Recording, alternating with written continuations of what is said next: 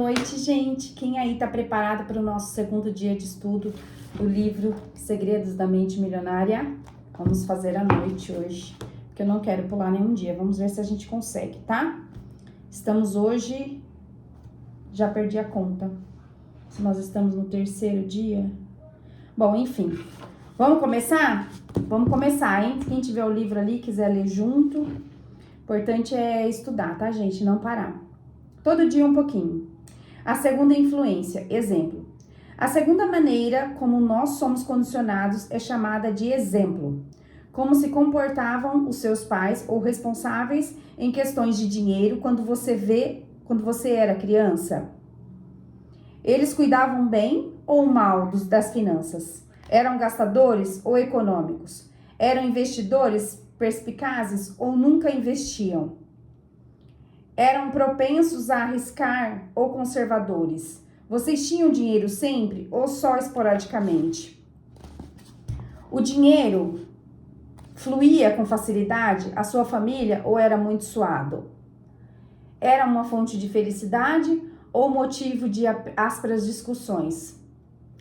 Antes de eu continuar, eu queria falar aqui com vocês o seguinte, você vai estar vendo esse vídeo, não sei se em 2025 está em alta essa questão de investimento na bolsa, investimento de ações, vários tipos de investimentos, né? Tem os bancos online e tal, mas nós estamos falando assim com pessoas que tiveram pais que talvez fossem investidores na questão de guardar dinheiro, tá? Antigamente era poupança, comprar imóveis, né? Comprar casa. Então, tudo isso é investimento, tá, gente? Então, você traz para sua realidade, tá bom? Porque às vezes você vai responder que não, mas seus pais, na verdade, eles eram investidores sim, ou eram empreendedores e tal. Então, você olha para isso, tá? Por que essa informação é importante? Você já deve ter ouvido a frase, macaco vê, macaco faz. Ora, nós seres humanos não ficamos muito atrás. Quando crianças, aprendemos quase tudo a partir dos exemplos que nos dão. Embora a maioria de nós odeie admitir o que vou dizer, há uma boa dose de verdade no velho ditado, a fruta não cai longe da árvore. Isso me lembra a história da mulher que estava preparando o pernil para jantar, cortando as duas pontas dessa parte da carne. Sem entender, o marido lhe perguntou por que ela fazia isso. E ela respondeu, era assim que a minha mãe fazia. Justamente naquela noite, a sua mãe foi jantar com eles. Os dois aproveitaram para lhe perguntar por que ela sempre cortava as duas extremidades do pernil. A mãe respondeu, porque era assim que a minha mãe fazia. Então, eles decidiram telefonar para a avó dela e saber por que ela cortava as pontas do pernil. A resposta. Olha a resposta, gente. Porque a minha panela era pequena. A questão é, em matéria de dinheiro, tendemos a ser idênticos aos nossos pais, a um deles em particular, ou a combinação dos dois. O meu pai, por exemplo, era empresário do ramo de construção civil. Construía de 12 a 100 casas por projeto. Cada um desses empreendimentos demandava um pesado investimento de capital. O meu pai precisava empenhar tudo o que tínhamos para fazer empréstimos nos bancos até as casas serem vendidas. E o dinheiro começava a entrar. Por isso, toda vez que ele dava início a um projeto, nós ficávamos mergulhados em dívidas e sem um tostão para gastar. Como você pode imaginar, por essa época, o humor do meu pai não era dos melhores, nem a generosidade era o seu forte. Para tudo o que lhe perdia, mesmo que custasse só um centavo, a sua resposta padrão depois de você acha que eu sou feito de dinheiro? Era, está maluco? É claro que eu não conseguia mais do que aquele olhar de nem pensar em pedir outra vez. Garanto que você sabe exatamente o que é isso. Essa situação durava 1 ano ou 2, até as casas serem vendidas. Depois ficávamos cheios de grana. Da noite para o dia, o meu pai se transformava em outra pessoa. Ficava feliz, afável e extremamente generoso. Até me perguntava se eu precisava de dinheiro. Eu tinha ganas de lhe devolver aquele olhar da época das vacas magras. Eu tava ouvindo uma coisa aqui, vamos fazer um parênteses rapidinho, da época das vacas magras, né? E tinha uma mulher, tem uma mulher, e a Leila ama, ela fala que a vaca dela não era magra, a vaca dela era anoréxica. Mas vamos lá. Mas como não era bobo, sempre dizia, claro pai, obrigada, e revirava os olhos. A vida era boa até o maldito dia em que ele chegava em casa anunciando, encontrei um ótimo terreno, vamos reconstruir novamente. Lembro-me muito bem de que eu costumava dizer, fantástico pai, boa sorte, com o coração apertado por saber do período de dureza que teríamos pela frente. Até onde consigo me lembrar, esse padrão já existia quando eu tinha 6 anos e durou até os meus 21 anos, quando saí definitivamente de casa. Foi quando tudo mudou, pelo menos era assim que eu pensava. Nessa época, terminei os estudos e me tornei, como você há de imaginar, construtor. Depois, me meti em vários negócios relacionados com projetos de construção. Por algum estranho motivo, após ganhar pequenas fortunas, em pouco tempo eu estava de novo na pindaíba. Então, começava outro negócio, sentia-me novamente no topo do mundo e 1 ano depois me via mais uma vez no fundo do poço. Fiquei cerca de 10 anos nesse esquema de altos e baixos, até perceber que o problema talvez não fosse o ramo de negócio em que eu estava, os sócios que eu escolhia, os empregados que tinha, a situação econômica do país ou minha decisão de dar um tempo no trabalho e relaxar quando as coisas iam bem. Finalmente, reconheci que talvez estivesse inconscientemente revivendo os altos e baixos do meu pai. Graças a Deus, tive a oportunidade de aprender o que você está lendo neste livro e consegui me recondicionar e abandonar o modelo ioiô e construir uma vida de prosperidade crescente. Até hoje, sinto ânsia de mudar quando as coisas vão bem e sabotar a mim mesmo no processo. Mas agora tem na minha mente outro arquivo que observa esse sentimento e diz, obrigada pela informação. Pode informar a concentração, pode retornar à sua concentração e voltar ao trabalho. O exemplo seguinte vem de um dos participantes dos seminários. Nunca vou me esquecer de um senhor que, em lágrimas, se aproximou de mim no final da apresentação com a respiração ofegante e enxugou os olhos na manga da camisa. Olhei para ele e perguntei, qual o problema, senhor? E ele respondeu, tenho 63 anos de idade, leio livros, frequento seminários desde que eles foram inventados. Já escutei todo tipo de palestra e tentei todo tipo que eles me sugeriam. Ações, imóveis, uma dúzia de negócios diferentes. Voltei à universidade, obtive meu MBA, tenho 10 vezes mais conhecimento do que a média de pessoas e jamais alcancei o sucesso financeiro. Em todos esses anos, sempre comecei muito bem e acabei de mãos vazias e nunca sabia por quê. Eu me achava um completo idiota até hoje. Depois de ouvir o que você falou e processar a informação, finalmente as coisas começaram a fazer sentido. Não há nada de errado comigo, simplesmente trago o modelo de dinheiro do meu pai gravado na minha mente. E esse tem sido o meu castigo. O meu pai perdeu tudo que possuía num negócio mal sucedido.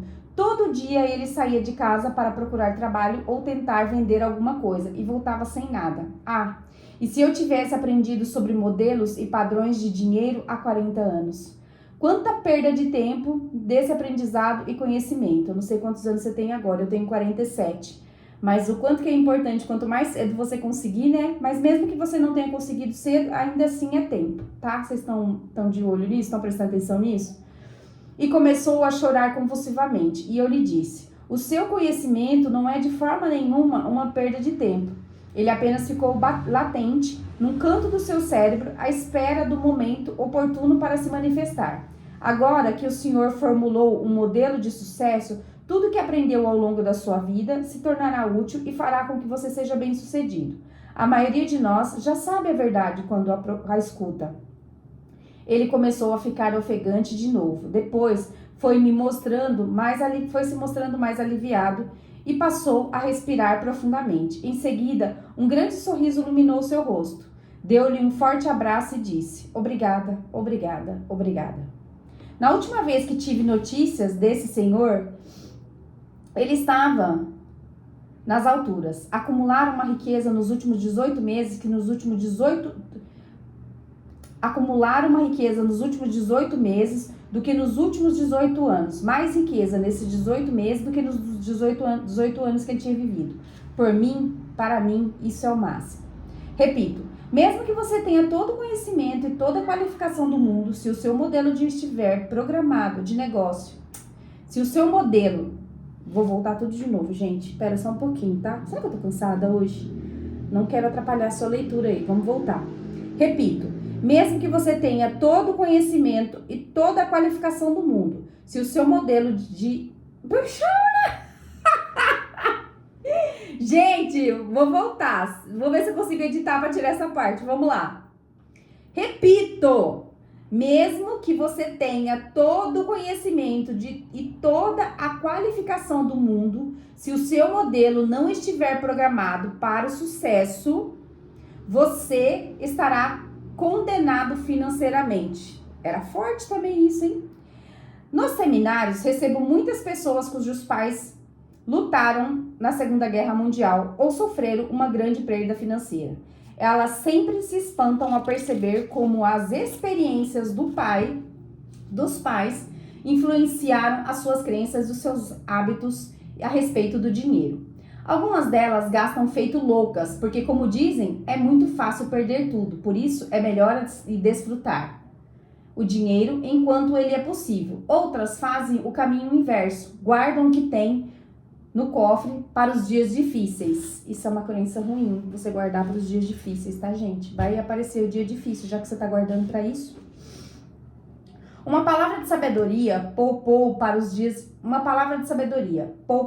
os dias difíceis parece uma boa ideia, mas pode também criar grandes problemas, olha só.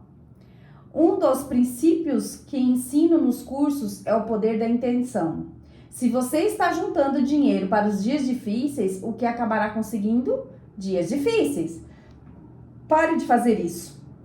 Em vez de economizar para tempos ruins, concentre-se em guardar para os dias felizes ou para os dias em que você alcançar a sua liberdade financeira. Neste caso, pela lei da intenção, é exatamente isso o que obterá.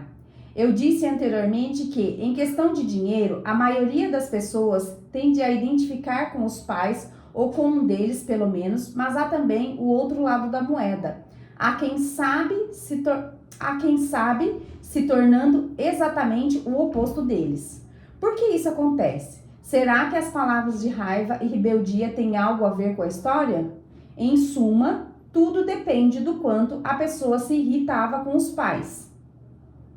Infelizmente, quando somos crianças, não podemos dizer a eles: mamãe, papai, sentem-se aqui. Quero discutir uma coisa com vocês. Não gosto da maneira como vocês lutam com o seu dinheiro. Por isso, quando for adulto, vou agir de um modo totalmente diferente. Espero que compreenda. Agora vão dormir. Tenham bons sonhos. Não, as coisas definitivamente não acontecem assim. Pelo contrário, quando pisam nos nossos calos, geralmente tendemos a ficar furiosos e a reagir com uma atitude do tipo: eu odeio vocês. Jamais serei como vocês. Quando eu crescer, serei rico, terei tudo o que quero, gostem vocês ou não. Depois, vamos para o quarto, batemos a porta e começamos a socar o travesseiro, ou se estiver ao nosso alcance da mão, ou que estiver ao nosso alcance da mão, para extravasar a frustração. Muitas pessoas nascidas em famílias pobres sentem raiva e rebelam. Em geral, elas vão à luta e enriquecem ou têm pelo menos o impulso de enriquecer. Mas há um pequeno problema, que é na verdade um problemão. Mesmo que façam fortuna ou se matem de trabalhar na tentativa de alcançar o sucesso, elas não costumam ser felizes. Por quê? Porque as raízes das suas riquezas ou a motivação para ganhar dinheiro são a raiva e o ressentimento. Consequentemente, dinheiro é ruim, tornam-se dinheiro e raiva tornam-se entidades associadas na sua mente. Quanto mais dinheiro elas têm ou lutam para ter, mais envaidecidas ficam. Até o dia em que a sua consciência lhe diz: estou cansado de tanta raiva e de tanta estresse. Tudo que eu quero é paz e felicidade. Neste ponto, as pessoas perguntam a mesma perguntam à mesma mente que criou aquela associação o que fazer a respeito dessa situação. E a mente responde: para se livrar da raiva, será necessário dar um fim ao seu dinheiro. E é o que elas fazem, inconscientemente, livram-se do dinheiro. Que elas pensam que se livrar do dinheiro acaba a raiva. Olha só. Começam a gastar loucamente e a realizar maus investimentos, a pedir divórcios desastrosos do ponto de vista financeiro ou a sabotar a seu próprio sucesso de outra forma. Mas não importa, porque agora elas são felizes, certo? Errado. As coisas ficam ainda piores, porque agora, além de continuar a sentir raiva, elas estão também na lona. Deram fim à coisa errada. Livraram-se do dinheiro e não da raiva, do fruto e não da raiz. Quando a verdadeira questão sempre foi a raiva que sentem dos pais. Enquanto esse sentimento permanecer, elas não estarão verdadeiramente felizes ou em paz. Não importa quanto dinheiro tenham ou deixem de ter, a sua razão ou motivação para enriquecer ou fazer sucesso é crucial. Se ela possui uma da raiz negativa, como o medo, a raiva ou a necessidade de provar algo a si mesmo, o dinheiro nunca lhe trará felicidade. Um princípio da riqueza aqui. A sua razão ou motivação para enriquecer ou fazer sucesso é crucial. Se ela possui uma raiz negativa, mesmo como o medo, a raiva ou a necessidade de provar algo a si mesmo, o dinheiro nunca lhe trará felicidade. Por quê? Porque nenhum desses problemas pode ser resolvido com o dinheiro. Veja o caso do medo, por exemplo.